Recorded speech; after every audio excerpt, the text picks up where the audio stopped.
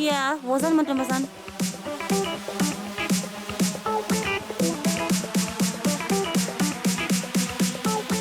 Ukuphi manje Lili? Hayi bobhekani phela uMadamu ulele. Kavithi hambe mvusi. Leila, vuka. Sesifikile kule ndawo. Sukuma sihamba. Kulungile.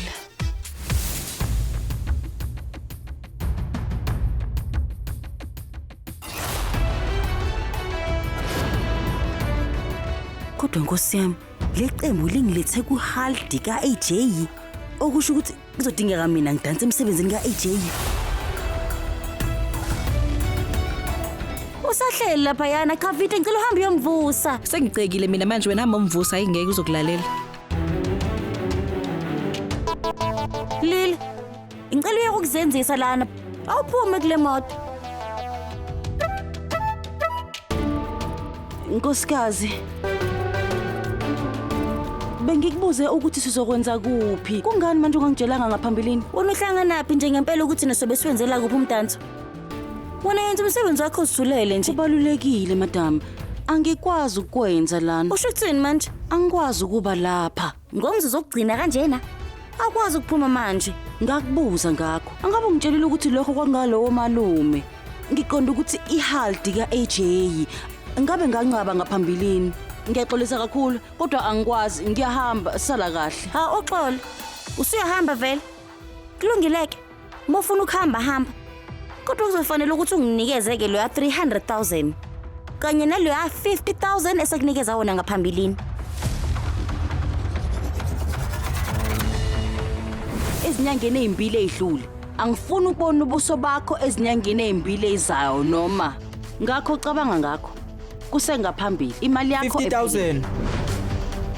Ini Nkosikazi ngiyoyithola kuphi mina imali engaka? Yabona ke lokho kumele ngabe ucaba ngiyakho siqaleni. Yabo ngena imali, ngicela ungena ngaphakathi udanse ngokuthula. Nkosikazi madam ngiphe imizuzwana nje emibili. Welili, Madam ngiyacela imizuzu emibili nje. Salonke. Yini manje ngalesixakaxaka? Ngitshele Salonke. Yini manje oyidingayo? Ufunani kahle kahle khuluma nami ngizwe. Mnomzane, akuwona umsebenzi indaba. Izindaba ezizokwenza ulahlekelwe ubuthongo.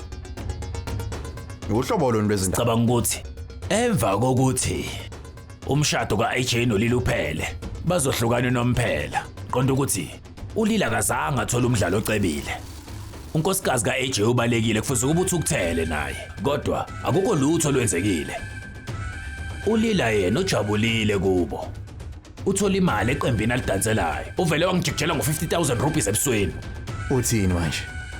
uAJ umkhosi wakhe weHaldi wenzeka nenye intombazana manje kanjani? Yebo. Ikhona lokho engikushoyo. Laba bobabili bajabulile emhlabeni wabo.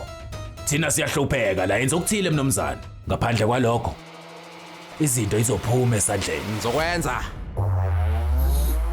Phela uVikrant akawazi ukubekezela ukubona uAJ noLila bejabule. Ngizobuya ngikushaya ucingo.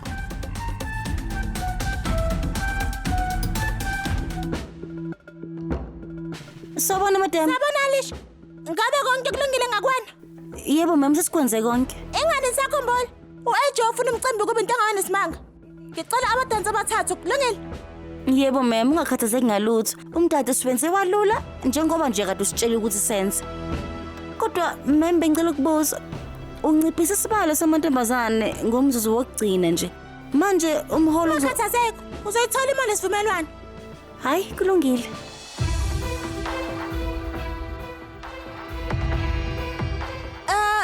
Ingabe laba abadansi abathathu? Hayi cha kunabadansi ababili nje. Kodwa saxoxa ukuthi abadansi babathathu kuphela. Bheka labo bobabili ma'am. Ibona abadansi abasiholayo.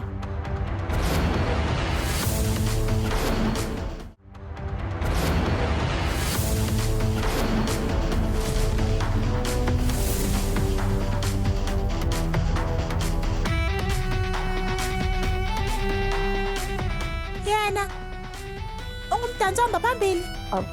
Yebo. Unayo induna noma kothela? Kugani fihle besabanga? Hayi ukuthi nje unamahloni kancane. Kodwa ungakhathazeki. Umdansi ohamba phambili.